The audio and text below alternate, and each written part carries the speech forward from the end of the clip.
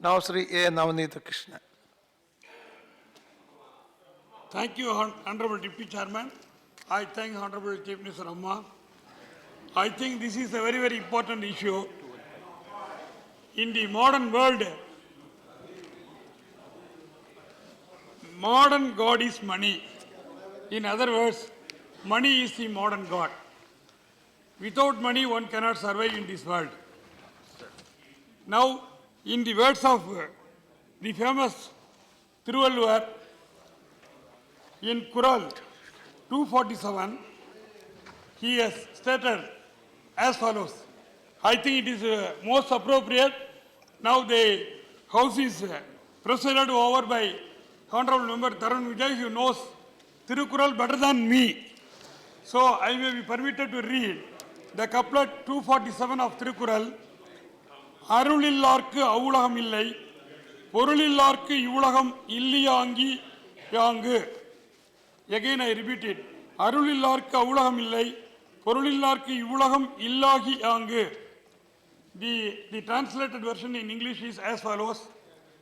As there is no place for those who are without wealth in this world, there is no place in the heaven for those who are without kindness to the fellow citizens. I know I will be corrected by Mr. Ila Ganesan, and already it is corrected by my elder brother Maitrayan, and I know our senior advocate Parasaran, and of course our senior member Silambaram, Jairam Ramesh, everybody knows, and also Nirmala Sitharaman also knows better Tamil than me. So if there is any defect, it will be corrected by them. So, as there is no place for those who are without wealth in this world, there is no place in the heaven for those who are without kindness to the fellow citizens. My humble submission would be, the Reserve Bank of India is called custodian of Indian economy. My honest opinion is subject to correction. With regard to the rural India, the Reserve Bank of India totally failed.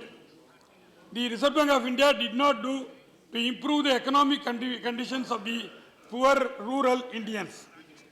Now Indians are appreciated because of their having saving habits. Everybody is appreciating. And also even during the recession, India is not suffered because of this saving habit. Now there is a danger to the saving habit. Because an example from Andhra Pradesh, a lady who married a person who is a drunkard and having children. She has earned money and saved to the extent of 20,000 rupees. And after announcement of this policy, implementation of this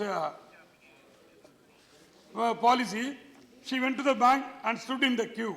But unfortunately, somebody has stolen the money. She returned to the home frustrated. She died. I don't want to say it, she committed suicide. Because it is a matter of verification. She died. But whereas another gentleman from Surat, he deposited, as per the newspaper reports, 80,000 crores. Even invoking section 270 capital A, 200 penalty, several hundreds of crores will remain in his hands, even if that provision is invoked. There are some experts are saying that provision cannot be invoked. I hope that he would get back the entire money by showing the correct accounts. So because the contrast between the rural India and the urban India, I think this is a better example. With no malafide, I am quoting these two examples because our Reserve Bank of India as well as our central government did not concentrate to improve the rural economical situations because the bank is not available, banking habit is not known to the poor people. Because in rural villages, rural area, always faction done.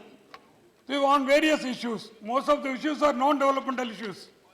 Because any villager is not having cordiality with another village man. That is the ground situation, ground reality.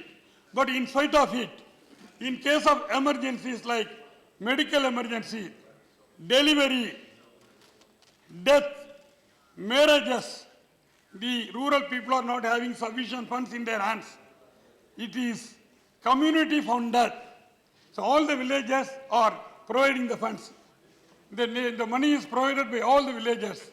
They are not keeping the money in their bank accounts.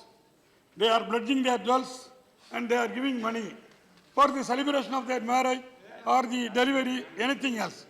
So now my humble endeavor would be the government could have implemented and abolished the block money stage by stage, step by step. Of course, an act was enacted. There is no proper response. But furthermore, some kind of sensitization should have been made to the persons, those who are possessing money, but not to punish these poor people, those who are having few thousands of rupees in their hand. Because without giving proper warning, the government has implemented this policy. It has caused very much inconvenience to the poor people. The poor people alone are standing in the queue, not the rich people. The rich people know how to convert their block money into gold, because yesterday is the last date to deposit the money by the business people, those who are doing business in gold. So they have got sufficient time to convert their money into gold. But such a facility, such a knowledge is not available, and money is also not available to the rural people. So now the rural people are having the fear and feeling of insecurity. Our Honorable Chief Minister Amma is totally against block money, against corruption. She has made it very clear in all the election manifestos. The block money is against the principles of ADMK. So now it is very clear the government must take appropriate steps to see that the poor people are not suffered. So everybody is opposing the block money, everybody is opposing the corruption, and also the poor rural people are not doing any money laundering. They are hard-earned money by physical labor and saving it. Now they have to stand before the banks. So our rural economy is already ruined. They are living in indebtedness. They must be protected. So I thank the Honorable Deputy Chairman, and also I thank the Honorable Finance Minister. He would definitely provide a solution for all the problems. And once again, Honorable Amma. Thank you. धन्यवाद. Thank you.